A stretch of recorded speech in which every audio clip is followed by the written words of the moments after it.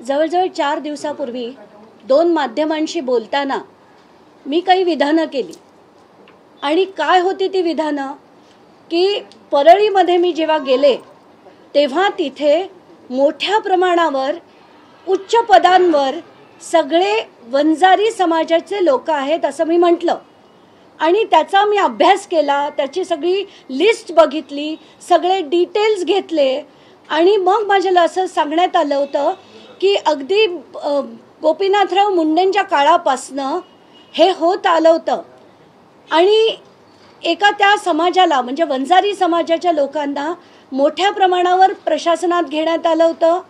मग काही काळाने त्या सगळ्या लोकांना बीडमध्ये बोलवण्यात आलं. असं जे माझं विधान होतं ते कुठेही समाजाविरुद्ध एक चकार शब्द, कारण आजपर्यंत कुठल्या तुमच्यापैकी कोणाला सुद्धा माहीत नसेल मी कुठल्या समाजाची आहे, कुठल्या जातीची आहे, कुठल्या धर्माची आहे. कारण आजपर्यंत अंजली दमानिया म्हटल्यावर लोकांना कळत सुद्धा नाही की कुठल्या समाजाचे आहेत. पण मुद्दा हा आहे की जेव्हा मी कधीही कुठल्याही समाजाविरुद्ध बोलत नसेल तर मी जे बोलले ते का बोलले, तर त्याच्या मागचा माझा हेतू अगदी स्पष्ट करण्यासाठी मी 2 ट्विटरवर मुद्दाम ट्विट्स टाकले की भगवान बाबांसारखे जे संत होते, जे शैक्षणिक प्रबोधन करायचे, सांस्कृतिक प्रबोधन करायचे, असे जे लोक होते ते नेहमीच वंदनीय आहेत, नेहमीच आदरणीय आहेत. आणि मी कुठेही हा समाज कष्टाळू नाही, आळशी आहे किंवा काही काम करत नाही आणि त्यांना फायदा दिला जातो असं एक चकार शब्दांनी पण म्हटलं नाही. पण त्याच्यातला माझा तो उल्लेख काढून आणि सगळ्या त्या समाजामधल्या लोकांना पाठवण्याचं काम हे मोठ्या प्रमाणावर झालंय आणि ते कसं झालं, का झालं याच्याकडे तर मी येणारच आहे. पण जे मी म्हटलं ते किती त्याच्यात तथ्य आहे आणि त्याचा झालेला अभ्यास जो मी म्हटला, त्याची सगळी यादी मी म्हटली, ती देखील मी परत ट्विटरवर टाकली की अमुक अमुक माणूस या पदावर, तमुक तमुक माणूस त्या पदावर, तहसीलदार व्यंकटेश मुंडे, हे सगळी जी माणसं होती, सानप आहेत, मुंडे आहेत, ही सगळी उच्च पदावरची माणसं फक्त परळीमध्ये का? कारण शासनाचे काही नियम आहेत. आता आपण जर आरक्षण म्हटलं तर ते जसं व्हर्टिकल आहे तसं हॉरिझॉन्टल आहे आणि त्याच्यानंतर ज्या पदभरती होते ती कशी होत होती त्याच्यावर अनेक लोकांनी लढे दिले आणि ते लढे कसे दिलेत आता मी तुमच्या पुढे एक एक एक एक मांडते. एक समिती बसली होती, त्या समितीने त्यांचा अहवाल दिला आणि त्या अहवालात सरळ सरळ दिसतंय की जिथे 183 शिक्षक पदे होती तिथे 500 550च्या आसपास ती शिक्षक, हे सगळेच्या सगळे डिटेल्स मी आता एक एक एक एक मांडते. ओपन कॅटेगरीमध्ये किती होते, क्लोज कॅटेगरीमध्ये किती होते. आता वंजारी समाजाबद्दल मी जे बोलले ते फक्त त्यांचा जो वापर या मुंडे कुटुंबांकडनं केला जातोय, म्हणजे धनंजय मुंडे आणि पंकजा मुंडे यांच्याकडनं वापर होतोय यात काहीही शंका नाही. कारण काही शिक्षक मंडळी औरंगाबाद कोर्टात जेव्हा गेली होती तेव्हा त्यांना ऑर्डर देण्यात आली होती आणि त्या ऑर्डरमध्ये स्पष्ट उल्लेख होता. तेव्हा जेव्हा गव्हर्नमेंटकडनं सबमिशन झालं की बिंदू नामावली आम्ही अगदी योग्य त्या प्रकारे निभावू, तेच त्यांनी सांगितल्यानंतर कोर्टाने ती पिटिशन डिस्पोज केली, डिसमिस नाही केली, डिस्पोज केली. कारण सरकारकडनं लेखी त्यांना तसं सांगण्यात आलं.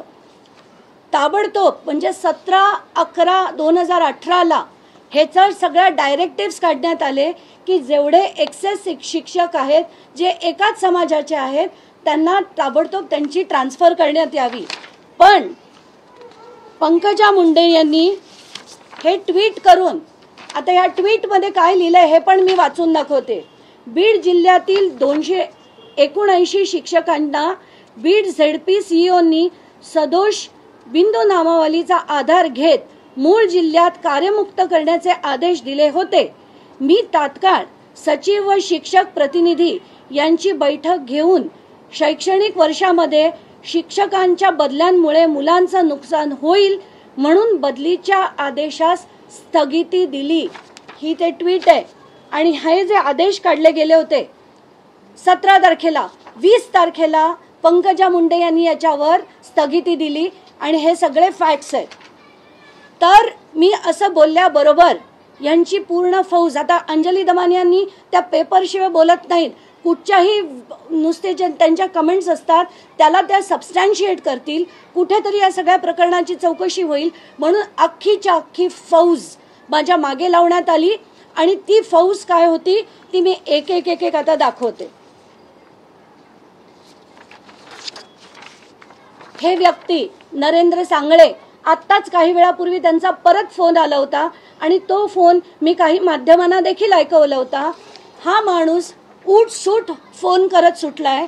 त्यांनी माझा फोन नंबर हा वेबसाईट सोशल मीडियावर म्हणजे फेसबुकवर टाकलाय आणि अंजली दमानिया या कार्यकर्ती उचलत नाहीत तोपर्यंत कॉल करत राहा, खंड पडता कामा नये असं पहिली पोस्ट टाकली.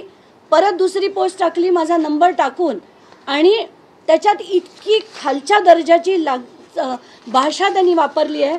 चांगल्या चांगल्याचा बाजार आम्ही उठवला, तुझाही उद्धार होईल बाजारू कार्यकर्ती, अशा भाषेत त्यांनी माझ्या नावाचे ट्विट्स आणि फेसबुकवर त्यांनी मेसेजेस टाकायला सुरुवात केली. नंतर आले यांचे महान सुनील फड. आता हे सुनील फड कोण आहेत त्यांचा आपण बघूया. सुनील फड यांनी हे त्यांचे अनेक अनेक अनेक फोटो मी तुम्हाला पाठवते. हे जे जे त्यांनी लिहिलेले आणि त्यांच्या फेसबुकवर आलेल्या पुढच्या कमेंट्स ज्या आहेत त्या कमेंट्स मी तुम्हा सगळ्या पत्रकारांना देते. किती खालच्या दर्जाच्या, किती बेकार आणि अश्लील अशा कमेंट्स करायला लोकांनी सुरुवात केली आणि सगळ्या समाजाला भडकवण्याचं काम केलं. मला दिवसाला जवळजवळ 700 ते 800 फोन कॉल्स पहिल्या दिवशी आले, दुसऱ्या दिवशी आले, काल तिसरा दिवस होता म्हणून आज मी चौथ्या दिवशी ही प्रेस कॉन्फरन्स घेते. कारण आज देखील ते फोन कमी झाले नाही आहेत आणि बंद तर अजिबात झालेले नाही आहेत. हे सगळे जे आहेत तुम्ही बघत जा.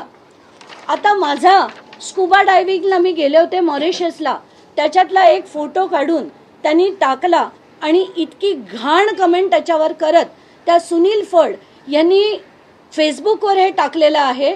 आणि हे सुनील फड कोण आहेत ते हे व्यक्ती आहेत ते सुनील फड. वंजारी समाजाबद्दल जर त्यांना आस्था असती तर त्यांनी असं केलं नसतं. उलट जो खरा वंजारी आहे तो म्हणाला असता की ताई तुम्ही जो मुद्दा लढताय तो योग्य आहे, सगळ्या समाजांना न्याय हा मिळाला पाहिजे, सगळ्या उच्च पदांवर जर वंजारी समाजाचे लोक असतील तर हे चुकीचं आहे. कारण हा भारत देश 18 पगड जातींचा आहे, समाजांचा आहे आणि प्रत्येकाला न्याय हा मिळालाच पाहिजे. कारण आपण बघतोय महाराष्ट्रात अगदी मोठ्या प्रमाणावर जो आमदार येईल, जो खासदार येईल तो त्यांच्या मर्जीतले लोक निवडतात, त्यांच्या समाजातले लोक निवडतात आणि इतर समाजाला न्याय मिळत नाही. हे 100% खरं आहे. म्हणून मला एक एक एक एक हे दाखवत का जायचंय, लोकांना कळलं पाहिजे. हा सुनील फड, ही भाषा वापरली आहे, हा सुनील फड, हा सुनील फड. आणि माझा त्यांनी टाकलेला हा फोटो त्यांनी सोशल मीडियावर टाकला आणि त्याच्यावरची जी कमेंट आहे ती सुद्धा तुम्ही चॅनल्सनी दाखवावीत. पण ती तुम्हाला दाखवता येणार नाही, तिथेही तुम्हाला बीप करावं लागेल.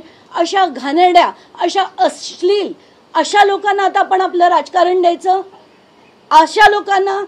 आणि आपल्याला तर माहिती आहे 288 पैकी 118 जण अशी आहेत की ज्यांच्यावर आत्ताचे आमदार जे निवडून तिथे विधानसभेत गेलेत तर ADRचा रिपोर्ट म्हणतो की 118 लोकांवर गंभीर स्वरूपाचे गुन्हे आहेत. म्हणजे murder, attempt to murder, rape सारखे गुन्हे असताना जर आपण काहीच केलं नाही, काहीच आवाज उचलला नाही, काहीच बोललं नाही तर कसं चालेल.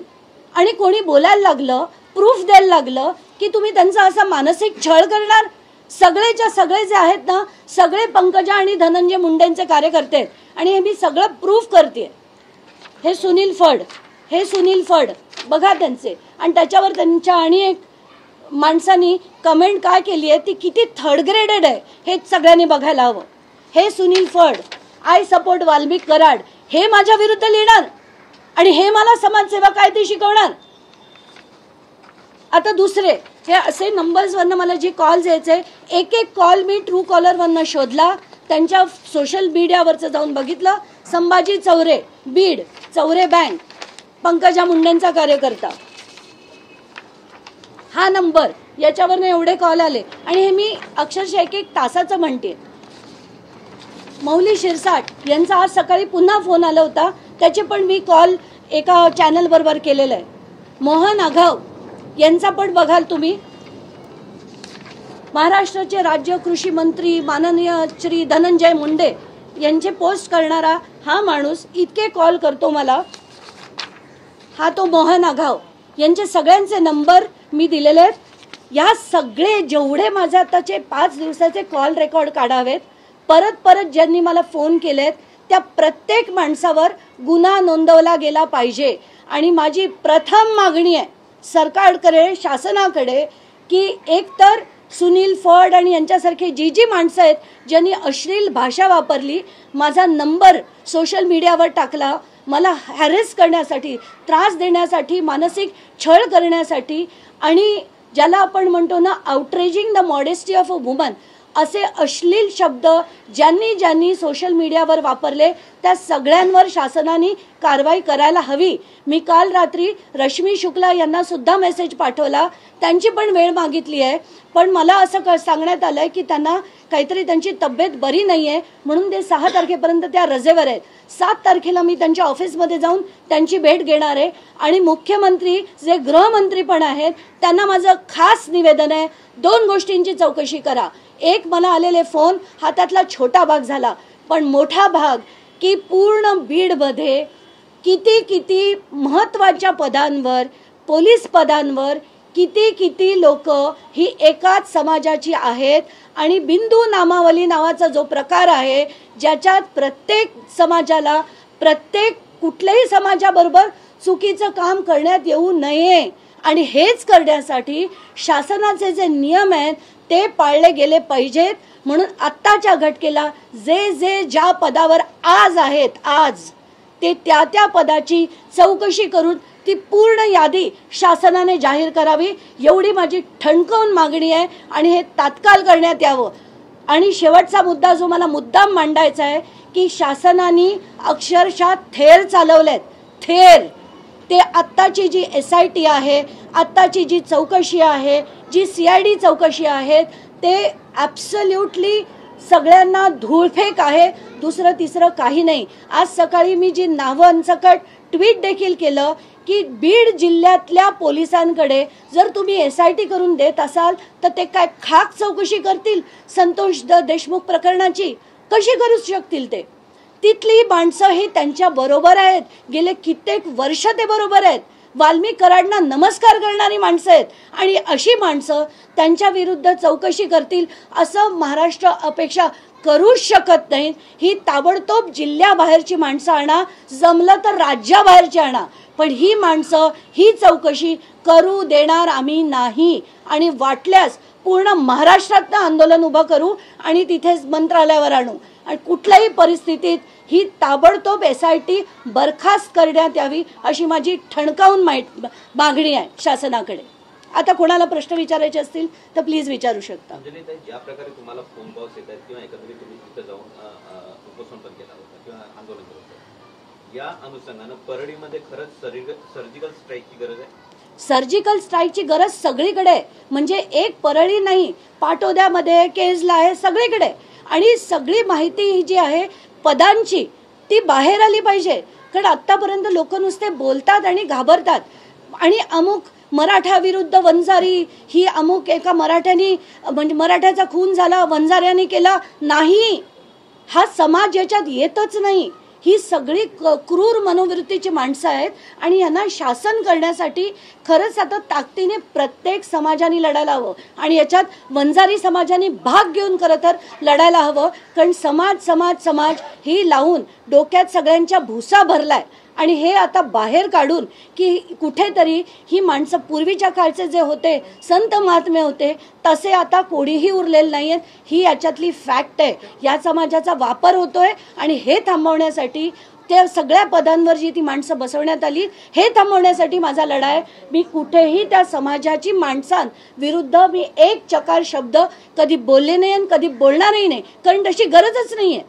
ती माणसं कशी आहेत, आता तुकाराम मुंडेंसारखी माणसं सुद्धा आहेत त्या समाजात, पण प्रत्येक माणूस कसा आहे, सगळ्यांसाठी लढणं आपलं काम आहे आणि एखादी चूक जर होत असेल तर त्याच्या विरुद्ध लढणं पण आपलं तेवढंच काम आहे. धन्यवाद.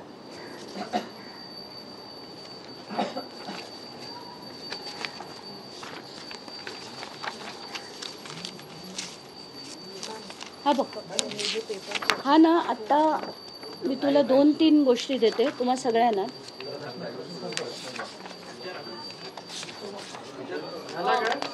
ही कोर्टाची जी ऑर्डर होती त्याच्या बेसिसवर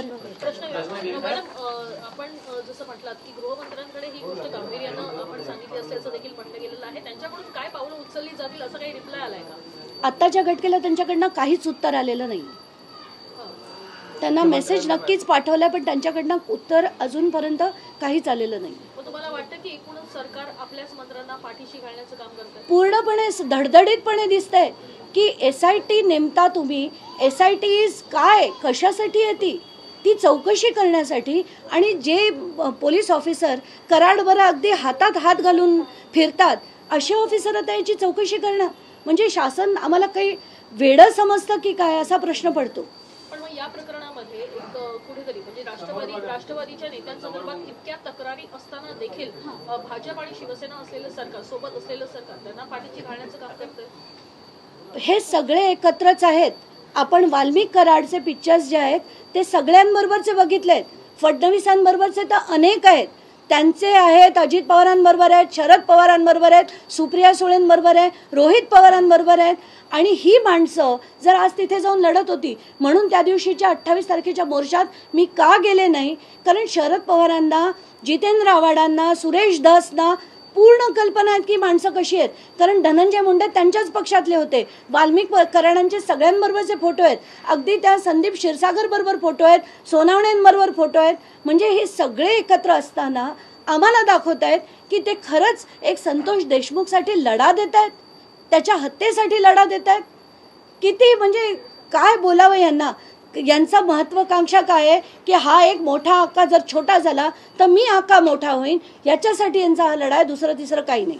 आपण जर बघितलं तर आज राष्ट्रवादीच्या सुरज चव्हाणांनी देवेंद्र फडणवीस यांना देखील विनंती केलेली आहे. यामध्ये सुरेश धस जे आमदार आहेत ते वारंवार तक्रारी करताना पाहायला मिळत आहेत. त्याच्यावरनं त्यांच्यामध्येच कुठेतरी कुरबुरी सुरू असल्याचं पाहायला मिळत आहे. कसं बघता? नाही, सुरेश धस ह्यांचं काय, त्यांचा आतापर्यंतचा इतिहास आहे हे पूर्ण बीड जिल्ह्याला माहिती आहे. ते व्यक्ती कसे आहेत, त्यांच्या आष्टीच्या फार्म हाऊसवर काय काय चालतं हे मी अनेक वेळा म्हटलंय 2012 पासून. म्हणून मला वाटत होतं की ही माणसं खरंच लढतायत का, संदीप क्षीरसागर सारखी माणसं खरंच लढतायत का हा प्रश्न पडतो. म्हणून मी 5 दिवस जेव्हा बीडला राहून तिथलं गांभीर्य बघितलं, जितक्या प्रमाणात लोक येऊन माहिती देत होते, जितकी दहशत होती, फोटोज द्यायचे, व्हिडिओज द्यायचे, फोन कॉल करायचे, आणि वर एकच मागणी होती की ताई माहिती आम्ही तुम्हाला सगळी देतो, आमचं नाव कुठे येऊ देऊ नका. ही जी दहशत आहे, कारण त्यांना तिथे राहायचंय, तर ही जी दहशत आहे आणि परत त्यांना पोलिसांकडे जाऊन त्याचा न्याय मिळत नाही, तिथे काहीही झालं तरी न्याय मिळत नाही, ही आत्ताची तिथली गंभीर परिस्थिती आहे. ती माझ्यासारख्या माणसांनी मांडली की त्यांना गप्प करण्यासाठी असे त्यांच्या कार्यकर्त्यांनी वाटेल ते बोलायला सुरुवात करायची. पण त्यांना माहीत नाही मी किती खमकी आहे आणि किती शिस्तीत लढणारी बाई आहे. त्यांनी लढू दे, त्यांना जे म्हणायचंय म्हणू दे. मॅडम, दुसरा प्रश्न असा आहे की ज्या पद्धतीने मराठा आंदोलन जी बीड मधून तिचं सुरुवात झाली होती, कुठेतरी सुरज धसांना, म्हणजे जी घटना घडली अतिशय वाईटच आहे, पण सुरज धसांना पुढे करून भाजप कुठेतरी मराठा समाजाचं मनोज जरांगे पाटलांचं जे आंदोलन होते चिरडण्याच्या माध्यमातून त्यांना पुढे केलं असं देखील बोललं जात आहे. आता कोण काय बोलतं आणि त्यांचं त्याच्या मागचं गणित काय मला नाही माहिती आणि मला जाणून घेण्याची गरज पण नाहीये. पण मला असं वाटतंय की ती जेव्हा अधिवेशन चालू होतं आणि ती मुलगी जेव्हा म्हणाली माझ्या बाबांना न्याय मिळाला पाहिजे, आणि एक पत्रकार आहेत ज्यांनी त्यांचा 8 पानाचा पोस्टमॉर्टम रिपोर्टचे काही फोटो जेव्हा बाहेर आले ते फोटो बघून हलायला झालं आणि म्हणून आम्ही लढायचं ठरवलं. तर आता यांची गणितं काय त्याच्याशी मला काही घेणं देणं नाही. त्यांना न्याय मिळाला पाहिजे हे त्यातलं फक्त आणि फक्त एकच सत्य आहे. बरं, आता तुम्हाला जे फोन कॉल येत आहे, ज्यात पोस्ट होत आहे, त्यामध्ये फक्त त्या ठराविक समाजाचे येत आहे की मराठा समाजाकडनं देखील तुम्हाला काही फोन कॉल्स होत आहेत? मला येणारे फोन कॉल्स हे सगळे वंजारी समाजाचे नाही आहेत. त्यांचे जे कार्यकर्ते आहेत, पंकजा मुंडे आणि धनंजय मुंडेंचे कार्यकर्ते, त्यांनी जो माझा सोशल मीडियावर नंबर टाकलाय त्यांचे सगळे कार्यकर्ते इतरांना भडकावून मला फोन करायला लावत आहेत आणि कुठेतरी या बाई समाजाविरुद्ध बोलल्या असं जे प्रोजेक्ट करण्याचा प्रयत्न करतायत. आता एवढंच नाही तर त्यांनी अनेक गोष्टी सांगितल्यात की यांच्या विरुद्ध तुम्ही तक्रारी टाका, यांच्या विरुद्ध तहसीलदारांकडे प्रत्येकाने कंप्लेंट द्या. जेवढे एक तर 1 करोड वंजारी समाज नावाचा एक ग्रुप आहे, त्यांनी तर असंही जाहीर केलं की तुम्ही जेवढे वकील आहेत समाजाचे त्यांनी प्रत्येकाने यांच्या विरुद्ध डिफेमेशन केसेस फाईल कराव्या. म्हणजे तुम्ही आता अशा प्रकारची जर हॅरासमेंट करणार असाल, मानसिक छळ करण्याचा प्रयत्न केला तर तुम्हाला जे करायचं तुम्ही करा, मी लढणं बिलकुल थांबवणार नाही. ताई, एकीकडे ज्या पद्धतीनं लाडकी बहीण म्हणून मतं मागितली जातात, लाडक्या बहिणीबद्दल भाषण केलं जातं, पण एकीकडे लाडकी बहीण अशा पद्धतीनं बदनाम होत असताना देखील सरकार मात्र कुठलंही पाऊल उचलताना बघायला मिळत नाही. दुसरीकडे संतोष देशमुख यांच्या मुलीनं देखील या संदर्भातलं आवाहन केलेलं आहे, तरी देखील सरकार ऐकत नाही असं वाटतं तुम्हाला? अजित पवार आणि ज्यांनी अगदी पिंक शर्ट घालून पिंक गाड्या मिरवून एक जी मोठी यात्रा काढली होती आणि त्यांच्याच महायुतीने लाडकी बहिणी योजना राबवली होती, तीच माणसं, त्यांच्याच पक्षातली, त्यांच्याच युतीतली माणसं आज अशाच बहिणींचा कसा छळ करतात हे आज आपल्या पुढे आहे. हे सगळे पेपर्स मी मुद्दाम सगळ्या माध्यमांना देते, ते तुम्ही बघा, तुमच्या चॅनलवर दाखवा की यांना बहिणीशी काही घेणं देणं नसतं. यांना मतं फक्त हवी असतात त्या बहिणींकडनं, म्हणून हे सगळे कारभार केले जातात. दुसरं तिसरं काही नाही. चला, धन्यवाद. नाही ना, नको ना. आता हिंदी चॅनल दाखवत तर काहीच नाहीये, एकही हिंदी नाही, इंग्लिश नाही. कोणी बातमी करू नये. सरप्राईजिंग, एवढी गंभीर गोष्ट झाली आहे. फक्त एक आता जे तुम्हाला धमकीचे फोन आले त्यांची तुम्ही काही ऑफिशियल तक्रार करणार आहात का त्या प्रत्येकाची? बिलकुल. मी डीजींकडे जाऊन, मी रश्मी शुक्लांकडे जाऊन माझी तक्रार करणार आहे.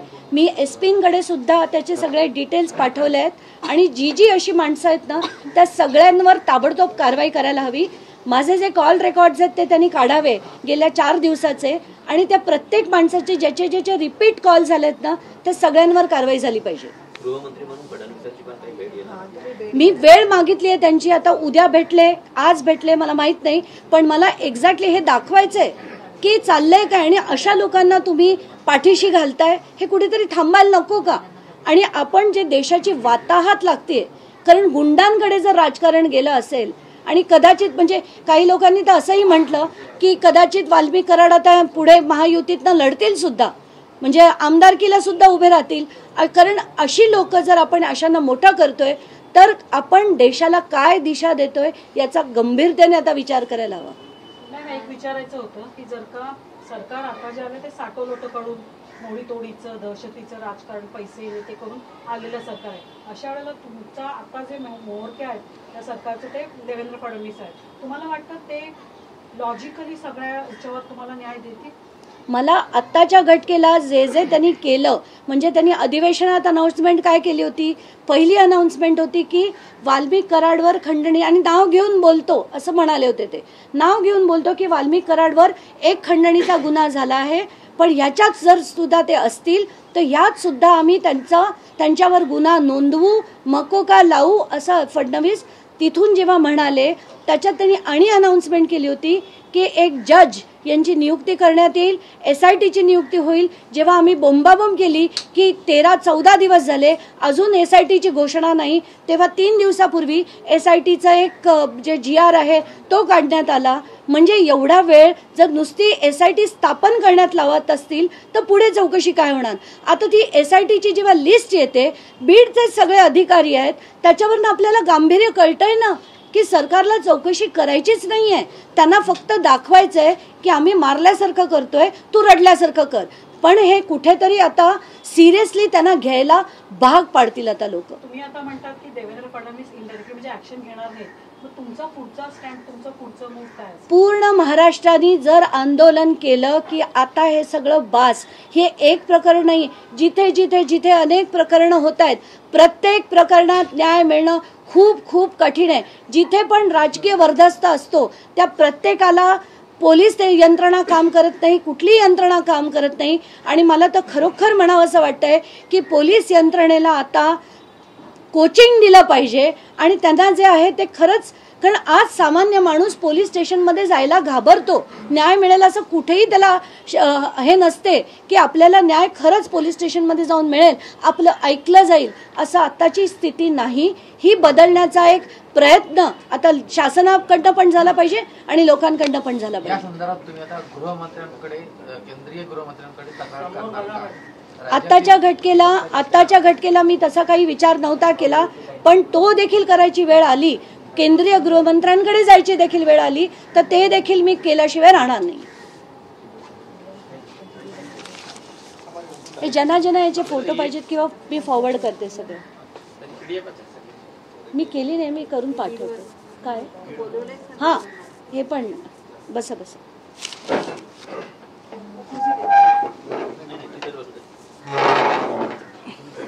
आता यांनी काय लढा दिला ते त्यांच्याच तोंडून ऐका. हां, मी जयंत आमटे, राज्याध्यक्ष अटल शिक्षक संघटना. पहा, आता हे जे बिंदू नामावलीचं प्रकरण आहे, जयंत आमटे, अटल शिक्षक संघटना, महाराष्ट्र राज्याध्यक्ष. मी प्रॉपर बीडचा आहे, सध्या वर्किंग नंदुरबारमध्ये आहे. आणि विषय काय आहे तर आम्ही आंतरजिल्हा बदलीसाठी आम्ही प्रयत्न करत होतो बीड जिल्हा परिषदमध्ये येण्यासाठी. तर त्यावेळेस आमच्या बदल्या होत नाहीत. अनेक लोकांपासून 15 ते 20 वर्ष झालं ओपन प्रवर्गाच्या बदल्या होत नाहीत. हे ज्यावेळेस आमच्या लक्षात आलं तर ह्या बदल्या का होत नाही याच्या आम्ही मुळाशी जाण्याचा प्रयत्न केला. तर मुळाशी गेल्यानंतर आम्हाला त्या ठिकाणी अनेक गंभीर बाबी, ज्यावेळेस आम्ही माहिती अधिकारात अनेक माहिती घेतली तर अनेक गंभीर बाबी त्या ठिकाणी निदर्शनास आल्या. आणि त्या बाबींचा पाठपुरावा करण्यासाठी आम्ही एक छोटीशी एक संघटना त्या ठिकाणी स्थापन केली आणि त्याच्या मुळापर्यंत जाण्याचा प्रयत्न केला.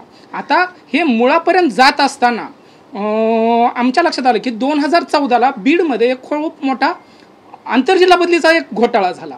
आणि हा जो घोटाळा होता 2014मध्ये, तर राजीव जवळकर नावाचे CEO होते त्या ठिकाणी. तर त्यांनी असं केलं त्या काळामध्ये की आपल्या प्रत्येक कोणतंही कॅडर असू द्या, तर थोडक्यात जिल्हा परिषद शिक्षकांचं जे कॅडर आहे तर ह्या शिक्षकांच्या कॅडरसाठी एक बिंदू नामावली असते. बिंदू नामावली म्हणजे थोडक्यात तुमचं जे आरक्षण आहे, कोणत्या टक्के कोणत्या प्रवर्गाला किती जागा पाहिजे ह्याची एक बिंदू नामावली असते. आणि त्याचनुसार तिथं भरती किंवा बदली होऊ शकते. जागा जर रिक्त असेल त्या प्रवर्गाची येऊ शकते किंवा अनुशेष भरला जाऊ शकतो ज्यांची रिक्त आहे.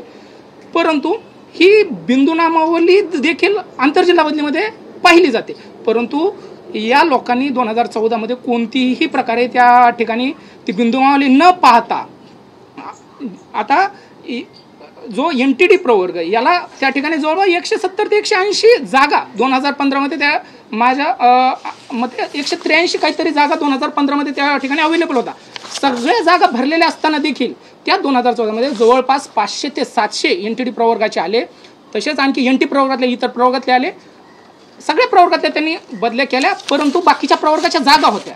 परंतु ह्या प्रवर्गाची एकही जागा नसताना भविष्यात 20 ते 30 वर्षामध्ये देखील जागा होण्याची शक्यता नसताना त्या ठिकाणी 500 ते 700 बदल्या केल्या. या बदल्या सगळ्या झाल्यानंतर त्या ठिकाणी मग हे प्रकरण प्रकाशात आलं. त्यानंतर जवळकर साहेबांची त्या ठिकाणी त्यांच्यावर कार्यवाही देखील झाली. हे प्रकरण बरंच चर्चेत आलं, माध्यमात आलं. आणि त्याच्यानंतर पंकजाताई ग्रामविकास मंत्री असताना स्वतः त्यांच्या ग्रामविकास विभागानं एक 27 नोव्हेंबर 2015 एक शासन निर्णय काढला. आणि त्याच्यामध्ये त्यांनी महाराष्ट्रातील आता बीडमध्ये अतिरिक्त शिक्षक आल्यामुळं 729 पोस्ट त्या ठिकाणी बीडमध्ये इतर जिल्ह्याला ज्या संच मान्यता मिळाल्या त्या फक्त बीडसाठी कन्वर्ट केल्या, म्हणजे मंजुरी दुसरीकडे परंतु पगार काढण्यासाठी बीडला वापरल्या गेल्या. तो एक शासन निर्णय त्या ठिकाणी शासनाने अधिकृतरित्या काढला आणि त्या शासन निर्णयात असं उल्लेखित करण्यात आलं की याच्यामध्ये जेवढे बिंदू नामावलीनुसार लोक ॲडजस्ट होतील तेवढे करा आणि बाकीच्या लोकांना त्यांच्या मूळ जिल्ह्यामध्ये पाठवावा. म्हणजे एक ठीक आहे, कारण की त्यांनी एक नियमावली आखलेली होती, परंतु त्या शासन निर्णयावर कार्यवाही झाली नाही.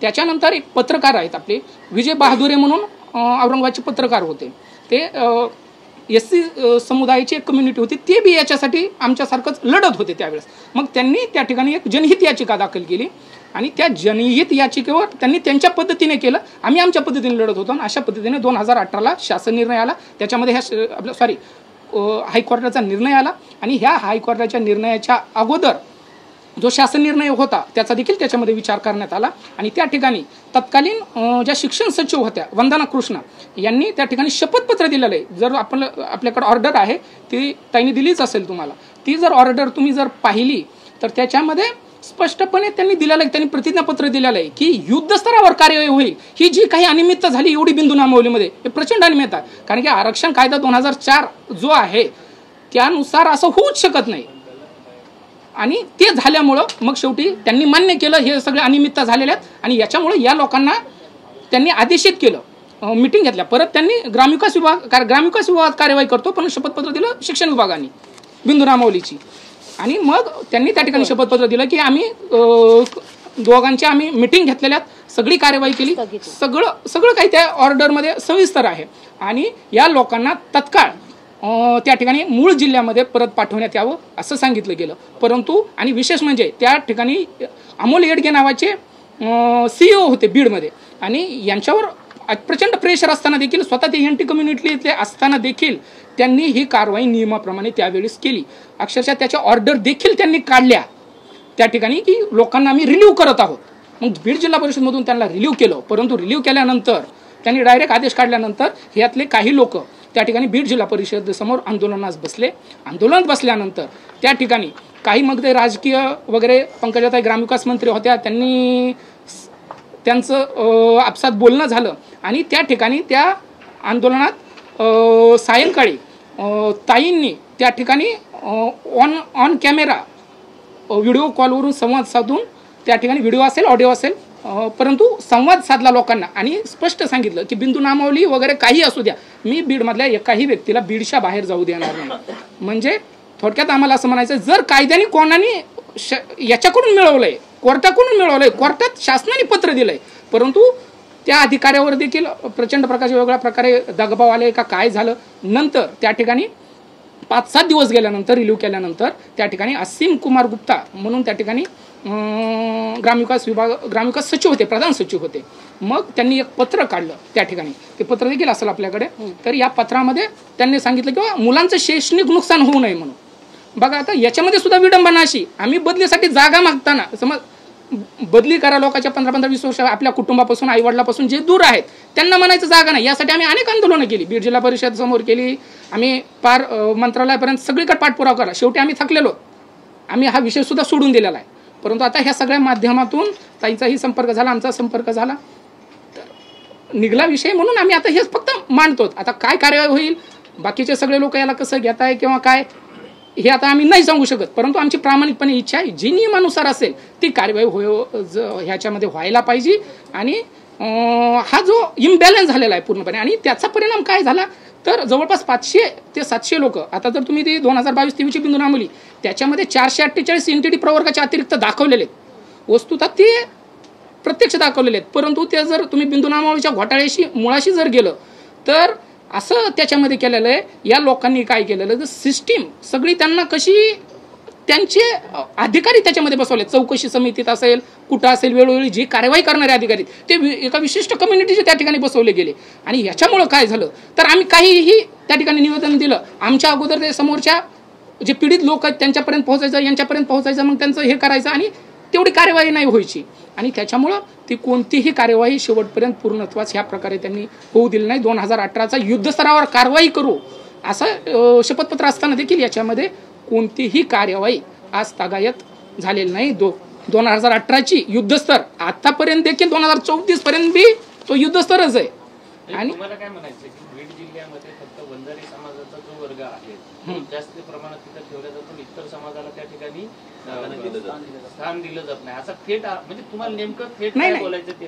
आता त्यांना तिकडे राहायचंय दादा, हे असं थेट म्हटलं तर त्यांना जगणं मुश्किल होईल. जर माझं जगणं एकाच विधानावर इतकं वाईट होऊ शकतं, तुम्ही असे प्रश्न विचारू नका त्यांना, कारण त्यांना तिथे जगणं मुश्किल होईल. पण तिथे जे फॅक्ट आहे, अनेक लोकांनी मला येऊन जे मांडलं होतं तेच मी माध्यमांपुढे मांडलं आणि त्याचे प्रताप आपण काय झाले ते बघताय. आणि याचे सगळे त्याचे पुरावे वगैरे सुद्धा याच्यामध्ये सगळे आहेतच. किती शिक्षक आहे लाभ मिळाला नाही शासनाचा? आता बघा याच्यामध्ये 13,000 जे ते पूर्ण फॅक्ट सांगा की 13,000 होते, त्याच्यातले ओपन किती होते? नाही 9,300ची ती त्यावेळेची बिंदू नामावली होती.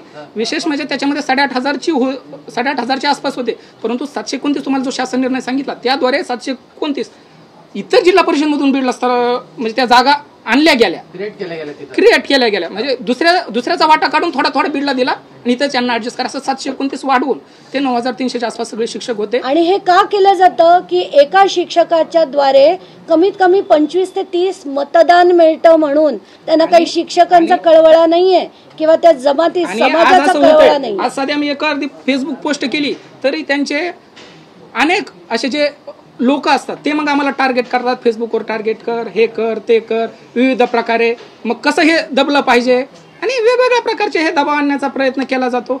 परंतु शेवटी कायदा हा सगळ्यांसाठी आहे. आमची एवढीच प्रामाणिक मागण्या प्रामाणिक इच्छा आहे किंवा आमच्या पालकमंत्री होत्या ताई आणि आमच्या जिल्ह्याचं भूषण होते. आम्हाला असं वाटायचं की त्या मुख्यमंत्री पण व्हावा, आमची बी इच्छा होती, आम्ही मतदान केलं होतं ना त्यांना. परंतु जर ते काम जर एका कम्युनिटीसाठी होताना दिसत असेल तर साहजिकच ते लोकांमध्ये थोडं आपोआप चलबिचल होऊ शकते ना.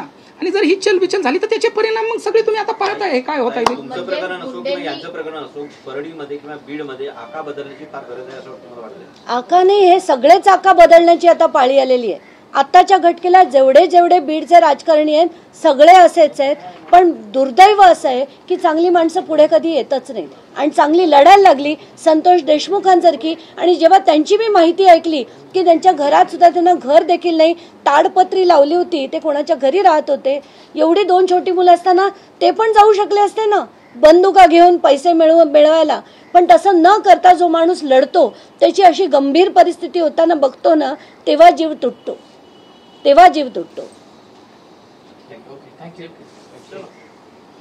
बीडमध्ये मिलिटरीच लागली पाहिजे. दहशत कमी करायला ना मिलिटरीची गरज आहे. आम्ही स्वतः तिथे जाऊन बघितले, आमचे आणि किती जणांशी मिलिटरीची गरज आहे तिथे. आणि बायका ज्या धाय मोकलून रडतात, असं नाही की इतर समाजाच्या रडतात. वंजारी समाजाच्या एक गाव तर असं आहे म्हणतात जिथं एका माणसाने आम्हाला सांगितलं, माहिती काढून तुम्हाला पाठवतो, 70% बायका विधवा आहेत आणि त्याही वंजारी समाजाच्याच आहेत.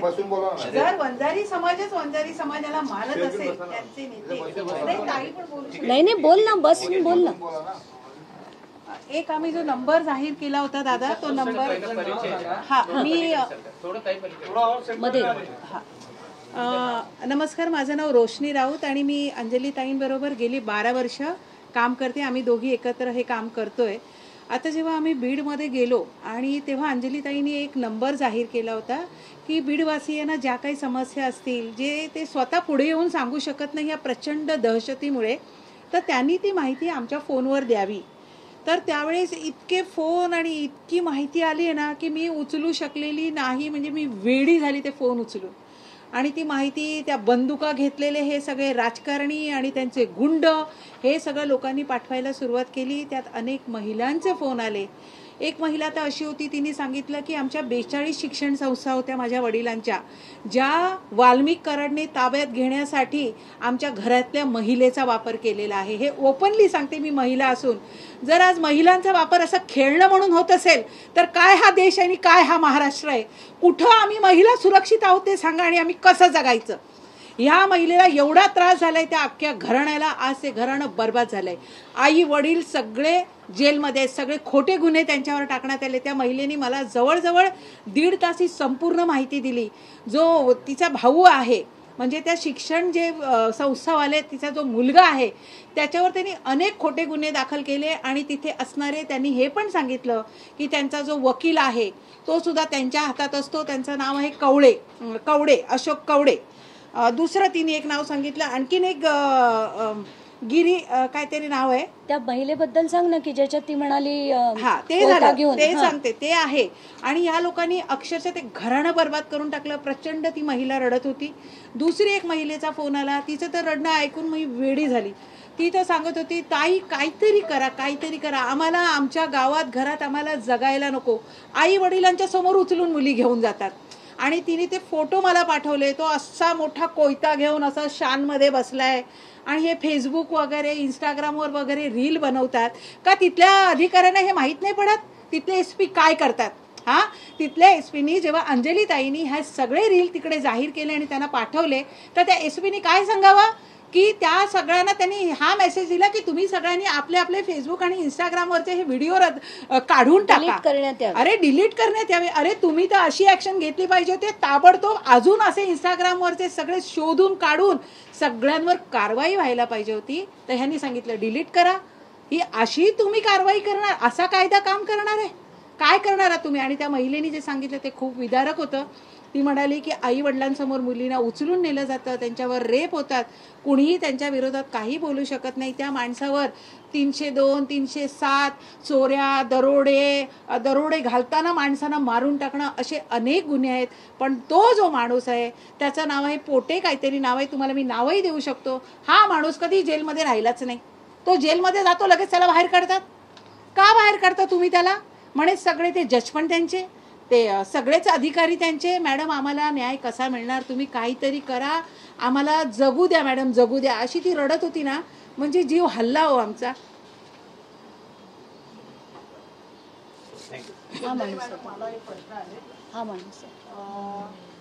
घरात घुसून उचलतो. सरपंच देशमुख यांची तर हत्या झालेली आहे. मग त्यांचा कुटुंब म्हणजे प्रमुख तर एक्सपायर झाला आहे. मग आता त्यांच्या फॅमिलीचा उदरनिर्वाह होत नसेल तर तुम्ही सरकारकडे काही मागणी करता की त्यांच्या फॅमिलीमध्ये किंवा कुटुंबामध्ये कुणाला सरकारी नोकरी मिळावी किंवा कसं काय? मला एक गंभीर मुद्दा मगाशी मांडायचा राहिला आणि तो तुम्ही सगळ्यांनी आता घ्या, रेकॉर्ड करा. ते देवेंद्र फडणवीस हे राज्याचे मुख्यमंत्री आहेत, गृहमंत्री आहेत. खरं तर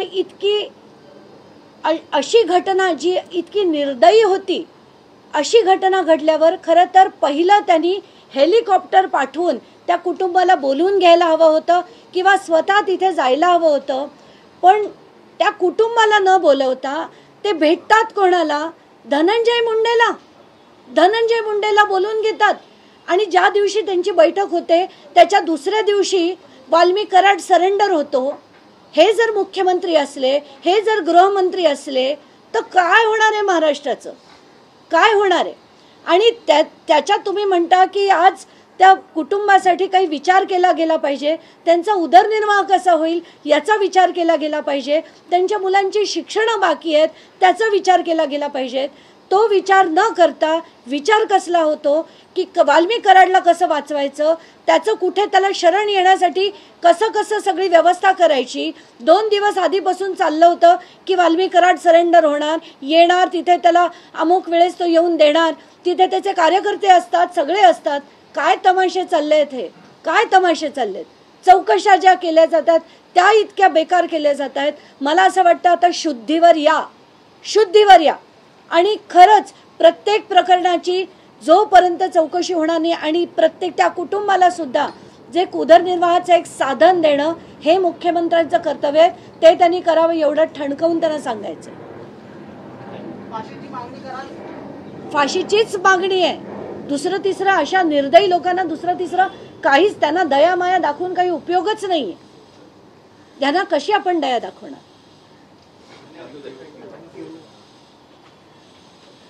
तिथे जाल ना तेव्हा तुम्हाला कळेल. तिथली लोक जी बोलतात ना इतकं हॉरिबल, म्हणजे तुम्ही आमचे फोन बघा तर तुम्हाला कळेल माहिती किती आली. हजारो लोक नुसते येऊन सगळे सांगतात आमचा हा मुद्दा बघा, आमचा हा मुद्दा बघा. म्हणजे डोकं वेडवायची पाळी आली. हिच्याकडे जेवढे आम्ही एक नंबर दिलेला ट्विटरवर, आम्ही जेव्हा परळीला होतो, नाही ते राख घोटाळा जो अंडरस्टँड करण्यासाठी गेलो, तेव्हा 3 मोटरसायकल आमच्या मागे 2-2 माणसं बसलेल्या, त्याचे आम्ही व्हिडिओ काढले. आणि मी पण आमच्या याला म्हटलं धावडवतो, आमचाच कार्यकर्ता होता, तो ड्राईव्ह करत होता, त्याला म्हटलं घे रे त्यांच्या मागे, काय करतायत बघू. तर ते धूम पळून गेले, म्हणजे सगळेच ते सगळ्यांचे फोटो घेऊन ठेवले त्यांनी. हा बघा, हा जो व्यक्ती आहे ह्याच्याबद्दलच त्या महिलेने कृपया त्याचा नंबर बघू नका फक्त तिचा, कारण आम्ही त्यांना आम्ही हे मी एसपींना पाठवलाय तो. 1 मिनिट आता दाखवलाय, हा बघा, हा नाही उसमें है. आणि याची सगळी माहिती मी एसपींपर्यंत पाठवली आहे. त्यांच्यावर ताबडतोब कारवाई व्हायला पाहिजे, ताबडतोब. या माणसावर किती गुन्हे आहेत, काय आहेत सांगते तुम्हाला. ज्ञानबा मारुती गीते, परळी वैजनाथचा आहे हा माणूस. हा गोटू दादा गीते, त्याचं ज्ञानबा नाव आहे, त्याला गोटू दादा गीते म्हणतात. ज्ञानबा मारुती गीते उर्फ गोट्या, त्याला गोट्या म्हटलं जातं. आणि त्याच्यावर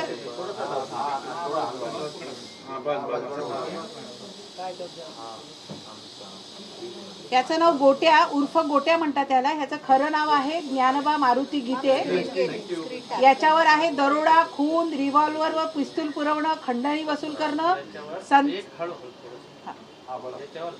खून, दरोडा, रिव्हॉल्वर, पिस्तूल पुरवणारा, खंडणी वसूल करणे आणि संत तुकाराम महाराजांचा मुखवटा चोरी करणे यासारखे असंख्य गुन्हे आहेत. आणि महिलांवर अत्याचार तर त्यांनी केलेले आहे ज्याच्यावर कधीच कारवाई होत नाही. मुली बाळींवर हा जे काही प्रकार करतो, संत तुकाराम महाराजांचा त्यांनी मुखवटा चोरलेला आहे. रिव्हॉल्वर आणि तलवार दाखवून तो सगळीकडे दहशत माजवतो आणि त्याला कधीही प्रत्यक्ष पोलीस ठाण्यातही त्याचा अगदी मान राखला जातो. हे असे प्रकार तिथे होतात. आणि जे आज नेते जास्त शाहू, फुले, आंबेडकरांचा तुम्ही महाराष्ट्र म्हणता ना, हा पुरोगामी महाराष्ट्र आहे तुमचं. जिथे महिलांवर जर हे होत असेल तर हे नेते खोटे बोलतायत. कसा या नेत्यांवर आम्ही विश्वास ठेवायचा? आत्ताच्या घटनेची महत्वाची बातमी रोशनी, तुला मला आपल्या सीएमनी सांगितलंय, जे गृहमंत्री पण आहेत, ते म्हणतात की आपण पोलिसांकडे जायला हवं. मग आपण काय आतापर्यंत चकाटापिटात होतो? आणि जेव्हा हे लोक गेले तेव्हा पोलिसांनी का नाही काय केलं? फडणवीसांनी दमानियांना सूचना दिल्यात की तुम्ही पोलिसात जा. पोलिसांमध्ये पहिल्या दिवशीपासून माझ्याकडे येणारी प्रत्येक माहिती ही मी एसपींपर्यंत पोहोचवली. प्रत्येक येणारा मेसेज जो गंभीर होता तो मी एसपींपर्यंत पोहोचवला. त्याच्यावर काय कारवाई झाली मला माहीत नाही. जेवढ्या पिस्तुला होती, ज्यांची अनधिकृत पिस्तुला होती, त्यांची मी कलेक्टर अविनाश पाठक यांना भेट घेऊन ती सगळी माहिती दिली. एक तर त्यातला एका शाळेमध्ये पिऊन होता, त्या माणसाकडे सुद्धा पिस्तूल होतं, याची माहिती सुद्धा मी कलेक्टरांना दिली आहे. त्याच्यावर आम्ही येत्या 30 दिवसात कारवाई करू असं आश्वासन दिलंय. किती कारवाई होईल मला माहीत नाही. आणि जर आज देवेंद्र फडणवीस म्हणत असतील की आम्ही पोलिसात गेलं पाहिजे, तर हा मेसेज मी काल रात्री देवेंद्र फडणवीसांना पाठवलाय, रश्मी शुक्लांना पाठवलाय. त्याच्यावर आतापर्यंत एक फोन कॉल करायची गरज देवेंद्र फडणवीसांना वाटली नाही का? हा पहिला प्रश्न त्यांना. आणि आज ते मला सूचना देत आहेत पोलिसांकडे जाण्याची. गंमत चालली आहे. बीडमध्ये आता पोलिसांची आवश्यकता नाहीये, तिथे मिलिटरी लावायची गरज आहे. जर ही दहशत असेल आणि अशी जर लोक जगत असतील तर तिथे मिलिटरीची आवश्यकता आहे. तिथे आता पोलिसांचं काम राहिलेलंच नाहीये, कारण पोलीस सगळे त्यांचे सगळं छान संगनमत करून तिथे व्यवस्थित ते सगळं चाललेलं आहे. आणि हे थांबवायचं झालं तर तिथले सगळ्या पोलिसांची ट्रान्सफर करायला पाहिजे. ताबडतोब ट्रान्सफर झाली पाहिजे. आणि पहिली म्हणजे ती SIT बरखास्त करा.